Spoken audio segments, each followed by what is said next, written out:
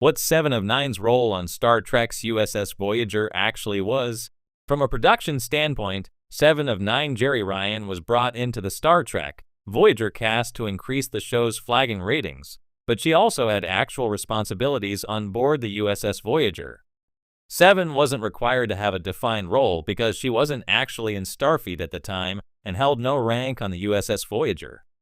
But it was hard to overcome 7 of 9's past as a Borg drone because the character fulfilled certain objectives in service of the collective and needed to feel equally useful aboard the USS Voyager. Instead of taking orders directly from Captain Catherine Janeway Kate Mulgrew, 7 of 9 acted more or less autonomously. While this didn't go over well with some of the other officers, namely Lieutenant B'Elanna Torres Roxanne Dawson, 7 of 9 eventually learned how to work with other people. As part of the USS Voyager crew, 7 was valuable for the talents, skills, and knowledge that she had assimilated as part of the Borg collective and still retained even after being severed from the collective. 7 of 9's duties on USS Voyager explained, in the broadest of strokes, 7 of 9 was the closest thing that Captain Janeway had to a dedicated science officer. Shortly after being severed from the collective, 7 and Ensign Harry Kim Garrett Wang upgraded the USS Voyager with a new astrometrics lab. 7 of 9 spent most of her time in astrometrics, where she observed and analyzed data collected by Voyager sensors. 7's position in astrometrics meant that she was often the first one to spot potential solutions, like the abandoned Hirogen communications relay that eventually connected Voyager with the Alpha Quadrant in Star Trek Voyager Season 4. Because 7 of 9 operated under the Borg objective of efficiency, 7 undertook scientific projects that she believed would help the USS Voyager operate more smoothly, with or without approval from Janeway or Voyager's department heads. 7's early ideas to make the USS Voyager work more like a Borg cube put her in bad standing with Chief Engineer B'Elanna Torres, whether 7's engineering attempts succeeded or not. Ops Officer Harry Kim and the Dr. Robert Picardo were more open to 7's suggestions, leading to the construction of astrometrics and the medical use of Borg nanoprobes. 7 of 9 was, naturally, the crew member called upon to help whenever the USS Voyager crew came across a problem that involved the Borg. 7 understood how the Borg operated from both philosophical and technological perspectives, which made her instrumental to Voyager successfully crossing Borg space.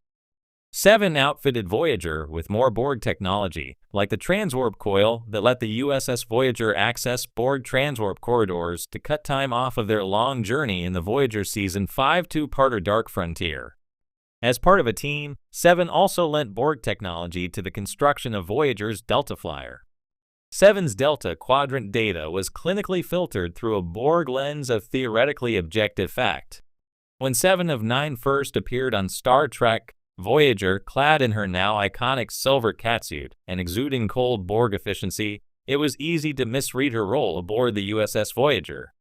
To many, she seemed like a token science officer replacement, a dramatic visual and narrative shift to boost ratings.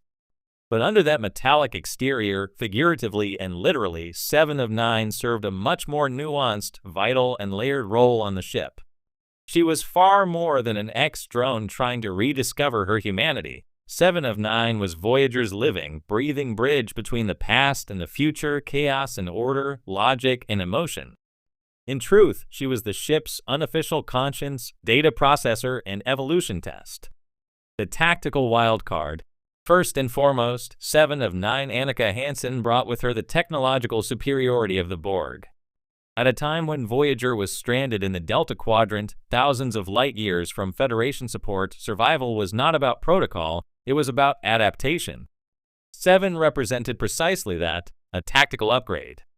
With her knowledge of transwarp conduits, shield modulation, and Borg combat tactics, she helped Voyager fend off threats far beyond its intended capabilities. Without her, some of the Delta Quadrant's deadlier encounters would have ended in disaster. But while she was not officially the ship's chief of security or tactical officer that remained Tuvok's domain, 7 often operated as a wild card, an X-factor whom Captain Janeway could call upon for unorthodox, last-ditch solutions. The Borg way wasn't always the Federation way, but it was sometimes the only way. The voice of pure logic, but not of Vulcan. Vulcans, like Tuvok, represent a logic that's been tempered by centuries of introspection and control. Seven's logic was raw, algorithmic, and alien. She approached problems not with a Starfleet officer's training, but with the calculating efficiency of a supercomputer with a heart that didn't quite beat yet. In this way, she often acted as a counterbalance to the emotional instincts of Janeway, B'Elanna Torres, and even the Doctor.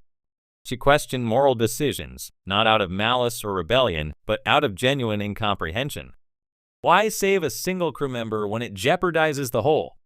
Why show mercy when logic suggests eradication? These weren't the musings of a villain, but of someone relearning morality.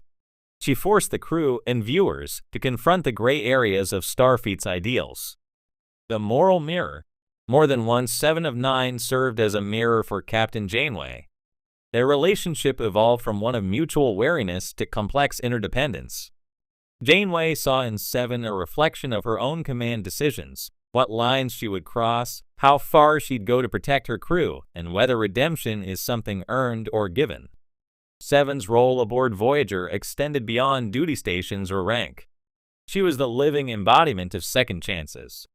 Her presence was a reminder that identity could be rebuilt, bolt by bolt, choice by choice. Every episode in which 7 wrestled with her past as a drone, questioned her independence, or butted heads with her crewmates reflected Voyager's own journey as a ship outside the Federation's safe harbor, defining itself without a safety net. The sky-fi canvas for humanity. In many ways, 7 of 9 filled the classic Trek role, the alien who better understands what it means to be human than the humans themselves. Like Spock or Data before her, 7's struggle was not just personal, it was philosophical. Her attempts to learn friendship, humor, romance, and individuality made her more than a crew member. She became a narrative vessel for exploring what it means to be sentient, to belong, and to change. The episode The Raven showed her childhood being stripped away by the Borg. Later episodes gave her awkward first crushes, musical performances, and debates about parenting Borg children. These moments weren't just character beats, they were meditations on identity in the post-digital age when selfhood is no longer static. The Doctor's foil and student, 7's unique position as a synthetic life form also allowed for one of the most underrated dynamics on Voyager, her relationship with the Doctor. Both non-human, both evolving, both frustrated by their limitations. He taught her bedside manners and opera. She taught him boundaries and reality checks. In each other, they found unlikely companionship and a shared yearning for more than their programming. Where the Doctor was created as a tool and fought to be recognized as a person, 7 was a person assimilated into a tool, fighting to reclaim her personhood. Their parallel paths enriched Voyager's broader themes of personhood, agency, and autonomy. More than a crew member, officially 7 of 9 had no Starfleet rank. She was a civilian specialist, a consultant, a project in emotional rehabilitation. But in practice, she became much more: scientist, tactician, moral compass, and emotional litmus test. She wasn't just the person who fixed the ship or the plot device who knew how to